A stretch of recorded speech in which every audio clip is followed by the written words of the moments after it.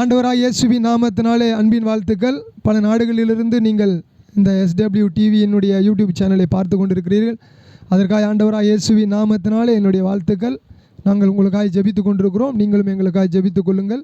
நாம் நேரடியாய் செய்திக்கு நேராய் போகலாம். மத்திய எழுதின புஸ்தகம் 6வது அதிகாரம் 22வது வசனம் 23வது வசனம்.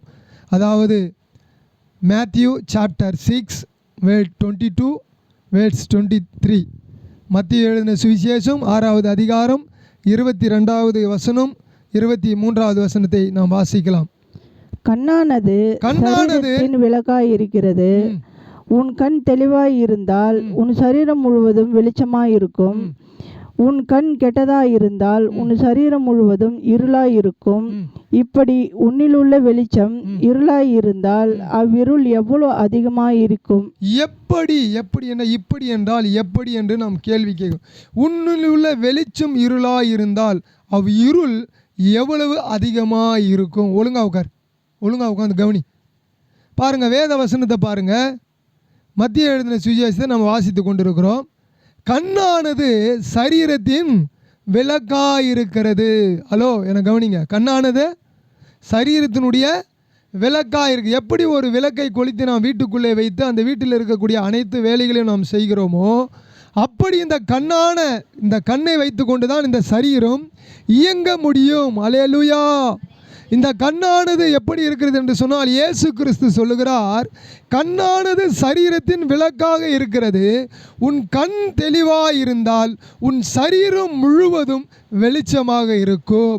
நம்முடைய சரீரம் ஒழுங்காக இயங்க வேண்டும் என்று சொன்னால் நம்முடைய கண்ணானது ஒழுங்காக இருக்க வேண்டும். ஹலோ, என்ன கவனிங்க. கண்ணானது எப்படி இருக்கணும்? ஒழுங்காக இருக்கணும். நம்முடைய கண் ஒழுங்காக இல்லைன்னு சொன்னால் நம்முடைய சரீரம் எப்படி இருக்காது? ஒழுங்காக இருக்காது. நம்முடைய கண் வெளிச்சமாக இருக்க வேண்டும். அப்பொழுது நம்முடைய சரீரம் வெளிச்சம் எதை குறிக்கிறது என்று சொன்னால் பரிசுத்தத்தை குறிக்கிறது. நம்முடைய கண் இருட்டாக இருந்தால் பாவம் நம்முடைய சரீரத்திலே இருக்கும். நம்முடைய கண் வெளிச்சமாக இருந்தால் பரிசுத்தம் நம்முடைய சரீரத்திலே இருக்கும். வேத வசனம் சொல்லுகிறது பாருங்க, கண்ணானது சரீரத்தின் விளக்காய் இருக்கிறது. உன் கண் தெளிவாய் இருந்தால் உன் சரீரம் முழுவதும் வெளிச்சமாக இருக்கும். போன வாரத்திலே நாம் பார்க்கும் பொழுது தலையை பார்த்தோம். இந்த வாரத்தில் நாம் பார்க்கும் பொழுது கண்ணை பார்க்கிறோம். நம்முடைய வாரம் ஆண்டவர் சரீரத்தில் இருக்கக்கூடிய அவயங்களை காண்பித்து நம்மை பரிசுத்தப்படுத்தி கொண்டிருக்கிறார். உன் கண் கெட்டதாக இருந்தால் உன் சரீரம் முழுவதும் இருளாக இருக்கும். இப்படி உன்னில் உள்ள வெளிச்சம் இருளாய் இருந்தால் அந்த இருள் எவ்வளவு அதிகமாக இருக்கும்? அந்த இருள் எவ்வளவு அதிகமாக இருக்கும். ஆகவே நீங்களும் நானும் நம்முடைய கண்ணை குறித்து கவனமாக இருக்க வேண்டும். நம்முடைய கண்ணை குறித்து கவனமாக. இது கடைசி காலம். இந்த கண்ணை வைத்து நாம் செல்போனில் என்ன பார்க்கிறோம்? இந்த கண்ணை வைத்து மற்றவங்களை குறித்து நாம் ஜட்ஜ்மெண்ட் எப்படி கொடுக்கிறோம்? இந்த கண்ணை வைத்து மற்றவர்களை குறித்து நாம் நியாய தீர்ப்பை எப்படி செய்கிறோம்? இந்த கண்ணை வைத்து மற்றவர்களை குறித்து நாம் எப்படி தவறாக பேசுகிறோம்? இந்த கண்ணை வைத்து நாம் மற்ற வேதத்தை வாசிக்கிறோமா, கெட்ட புத்தகங்களை வாசிக்கிறோமா? இந்த கண்ணை வைத்து நாம் என்ன காரியங்களை செய்கிறோம்? நம்முடைய கண்ணை இந்த நாளிலே கர்த்தருக்கு நாம் என்ன செய்ய வேண்டும்? பிரதிஷ்டைப்படுத்த வேண்டும். அல்லேலூயா. நம்முடைய கண்ணை நாம் என்ன செய்ய வேண்டும்? பிரதிஷ்டைக்குள்ளே கொண்டு வர வேண்டும், பிரதிஷ்டைப்படுத்த வேண்டும். அதனால தான் வேத வசனம் சொல்லுகிறது. 2 பேதுரு 1வது அதிகாரம் 9வது வசனத்திலே 2 பேதுரு 1:9 வாசிங்க. இவைகள் இல்லாதவன் எவனோ அவன் முன் செய்த பாவங்களார தன்னை சுத்திகரிக்கப்பட்டதை மறந்து கண் சொருகி போன குருடனாய் இருக்கிறான். அப்படி என்று சொன்னால் ஒரு மனிதன் கண் சொருகி போனால் அவன் குருடனாக இருக்கிறான். அவன் பாவத்தை செய்கிறவனாக இருக்கிறான். அல்லேலூயா. இவைகள் என்றால் எவைகள் என்று சொல்லி நாம் அடுத்த வசனத்தை 2 பேதுரு 1:4 நாம் வாசிக்கும் பொழுது இவைகள் என்று சொல்லப்பட்டிருந்ததில் இவைகள் இல்லை என்று சொன்னால் பாவங்களார தன்னை சுத்திகரிக்கப்பட்டதை மறந்து கண் சொருகி போன குருடனா இருக்கும். அவன் பாவத்தை அவன் மறந்து போய் மீண்டும் அந்த பாவத்தை செய்யும் பொழுது அவன் கண் சொருகி போன குருடனாக இருக்கிறான் என்று சொல்லி வேதம் சொல்லுகிறது. அப்படி என்று சொன்னால் 2 பேதுரு 1:4 வாசிங்களேன். இச்சையினால் உலகத்தில் உண்டான கேட்டுக்கு தப்பி இச்சையினால் உலகத்தில் உண்டான கேட்டுக்கு தப்பி திவ்ய சுபாவத்துக்கு பங்குள்ளவனாய் இருக்கும் பொருட்டு திவ்ய சுபாவத்திற்கு பங்குள்ளவனாக பொருட்டு மகா மேன்மையும் அருமையுமான வாக்குத்தத்தங்களும் அவைகளினாலே நமக்கு அருளப்பட்டிருக்கிறது. அல்லேலூயா. நமக்கு ஏராளமான வாக்குத்தத்தங்கள் அருளப்பட்டிருக்கிறது வேத புஸ்தகத்தில் இருந்து. ஆனால் கண் சொருகி போன குருடன் எப்படி என்று சொன்னால், வாக்குத்தத்தங்களை மறந்துவிட்டு அவன் மீண்டும் பாவம் செய்யும் பொழுது அவன் ஒரு குருடனாக காணப்படுகிறான். அல்லேலூயா. வேதத்தில் எக்கச்சக்கமான வாக்குத்தத்தங்கள் இருக்கிறது. அப்படி என்று சொன்னால் திவ்ய சுபாவத்திற்கு பங்குள்ளவர்களாகும் பொருட்டு என்று சொல்லி வாசிக்கிறோம். திவ்ய சுபாவத்திற்கு பங்குள்ளவர்களாக நீங்களும் நானும் மாற வேண்டும் என்று சொல்லி ஆண்டவர் விரும்புகிறார். அல்லேலூயா. நீங்களும் நானும் எதற்கு மாற வேண்டுமாம்? திவ்ய சுபாவத்துக்கு மாற வேண்டும். இச்சையினாலே உலகத்திலே உண்டாகும் கேட்டுக்கு நீங்களும் நானும் என்ன செய்ய வேண்டும்? தப்ப வேண்டும். அல்லேலூயா. இங்க வேத வசனம் சொல்லுகிறது, இச்சையினால் உலகத்தில் உண்டான கேட்டுக்கு தப்பி. அல்லேலூயா. இந்த உலகத்தில் என்ன இருக்கிறது? இச்சைகள் இருக்கிறது. செல்போனிலே இச்சைகள், இன்டர்நெட்டில் இச்சைகள்.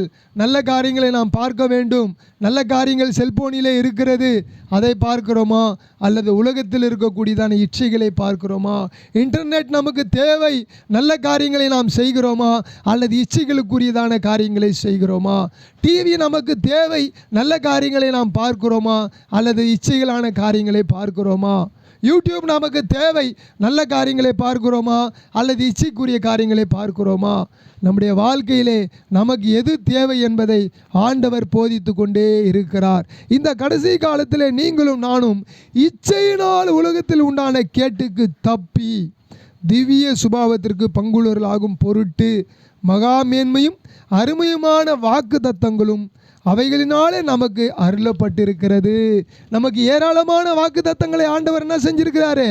இந்த வேதாம புஸ்தகத்தில் எழுதி வைத்திருக்கிறார். இந்த வேதத்திலே எக்கச்சக்கமான வாக்குத்தத்தங்களை நம்முடைய தேவன் எழுதி வைத்திருக்கிறார். நாம் இதை வாசிக்க வேண்டும். இன்டர்நெட்டில் இருக்கும் பொழுது நாம் எதை பார்க்க வேண்டும்? வேதத்தை ஆராய்ச்சி பண்ணி தெரிந்து கொள்ள வேண்டும். யூடியூப்பில் இருக்கும் பொழுது வேதத்தை ஆராய்ச்சி பண்ணி தெரிந்து கொள்ள வேண்டும். செல்போனில் பேசும் பொழுது மற்றவர்களோட வேத ஆராய்ச்சிகளை குறித்து பேச வேண்டும். உபயோகமான பேச்சுகளை பேச வேண்டும். ஏனென்று சொன்னால் நமக்கு ஏராளமான வாக்குத்தத்தங்களை ஆண்டவர் என்ன பண்ணியிருக்கிறாரு? கொடுத்திருக்கிறார். எதற்கு என்று சொன்னால் திவ்ய சுபாவத்தை நாம் அடைய. நம்மக்கிட்ட இருக்கிறதான கோபங்கள், நம்மக்கிட்ட இருக்கிறதான வருத்தங்கள், நம்மக்கிட்ட இருக்கிறதான தவறான பேச்சுகள், நம்முடைய பார்வைகள் இவையெல்லாம் மாறி திவ்ய சுபாவத்துக்கு நாம் பங்குள்ளவர்களாய் மாற வேண்டும். அல்லேலூயா. அதனால தான் வேத வசனம் சொல்லுகிறது பாருங்க, 2 பேதுரு 1:5 வாசிங்கள. இப்படி இருக்க நீங்கள் அதிக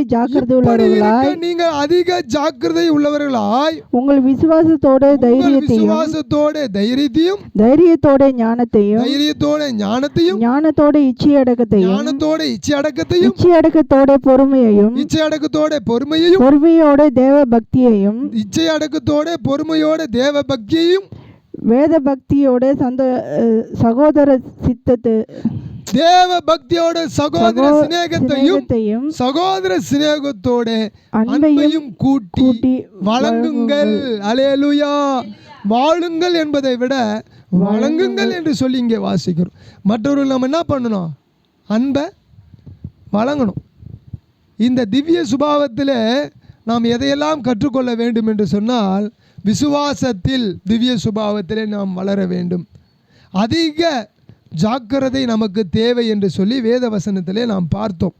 வேத வசனம் நமக்கு என்ன சொல்லிச்சு? அதிக ஜாக்கிரதையாக நம்ம இருக்கணுமா. ஆகவே இச்சையினால உலகத்தில் உள்ள கேட்டுக்கு தப்பி திவ்ய சுபாவத்திற்கு பங்குள்ளவர்களாகும் பொருட்டு சொல்லிட்டாரா?